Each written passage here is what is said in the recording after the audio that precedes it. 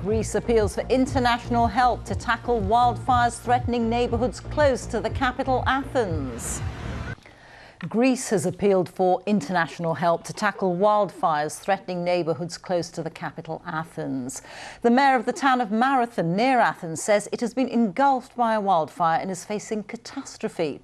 7,000 residents are being evacuated from their homes. So live now to Athens and to our correspondent Jessica Parker, who's just arrived there. A very worrying situation, Jess.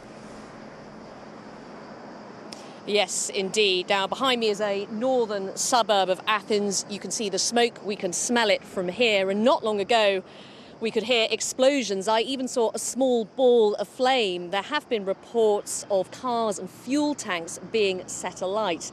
Now, resources are being pulled in from other countries to try and help fight this blaze. The cause of it isn't yet known, but there is grief and there is anger in Greece that this country and this region is once again facing such a desperate situation. Through the dense smoke, they battle a blaze that's reached the outskirts of Athens. A path burned from the north and east towards the Greek capital. Homes, businesses, even hospitals have been evacuated. It hurts. We've grown up in the forest. We feel great sadness and anger. The fight against the expanding blaze comes from the sky and from residents on the ground. People who've had to flee tell of their terror. The flames surrounded me. I couldn't see. I hit a pine tree and this happened. Greece is no stranger to wildfires, but scientists warn things are getting worse because of climate change. This is a nation that just experienced its hottest July on record. We also have these very, very dry fuels, which contribute to the rapid spread of the fire and also to they increase the chance of having spot fires and generating a very quickly expanding wildfire. Overall, I would say that it's another very difficult day, and the situation right now in terms of the fire spread and the fire behavior is extremely difficult from the point of view of controlling them. People are continuing to be evacuated from their homes. These scenes were filmed north of the capital as officers tried to bring residents to safety. Medics are urging people to be cautious, especially the elderly, pregnant women, young children, and those with respiratory or heart problems. High winds have fueled these flames, and there's no relief forecast from the searing heat over the coming days. Thick clouds have been hanging over the ancient Acropolis, a city under siege. Jessica Parker, BBC News in Athens. Thousands of people have been forced to flee their homes in Greece as wildfires, raging out of control, sent flames 80 feet into the air. The fires, which are thought to have started yesterday afternoon, have tonight taken hold in large areas near the capital, Athens, with strong winds fanning the blaze and creating what are being described as really dangerous conditions. Martha Fairley has the latest. The wildfires on the northern edges of Athens have been burning for over 24 hours now. The flames, fanned by strong winds, spread rapidly, engulfing homes. Pine forests are tinder dry after the record-breaking heat of the last 2 months, and as they catch light, they spew clouds of thick, choking smoke. The wind would go in one direction and then in the other. The smoke was suffocating. You couldn't see. Your eyes teared up. You couldn't breathe.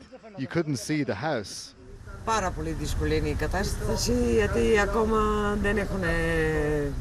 last night was very difficult. From midnight onwards, some houses started to burn. Overnight, the operation to move residents out of the path of the flames continued, with police officers helping those who were unable to leave. 3 hospitals, 2 monasteries and a children's home in the suburbs of Athens have also been evacuated. Authorities are fighting what they've called an exceptionally dangerous fire under dramatic circumstances. 700 firefighters and 27 specialist wildfire teams, including 80 members of the armed forces, have been tackling flames that are at times more than 25 metres high. And with warm and windy weather conditions set to continue, Half of Greece has been placed under a red alert for wildfire until Thursday.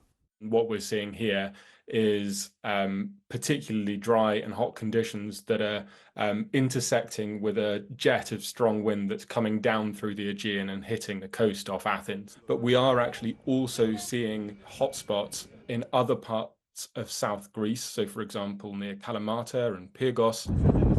As the fires make their way towards Athens, smoke clouds and ash have blown across the capital, and the Greek government has now requested international support as they continue to battle with new wildfires as they flare up.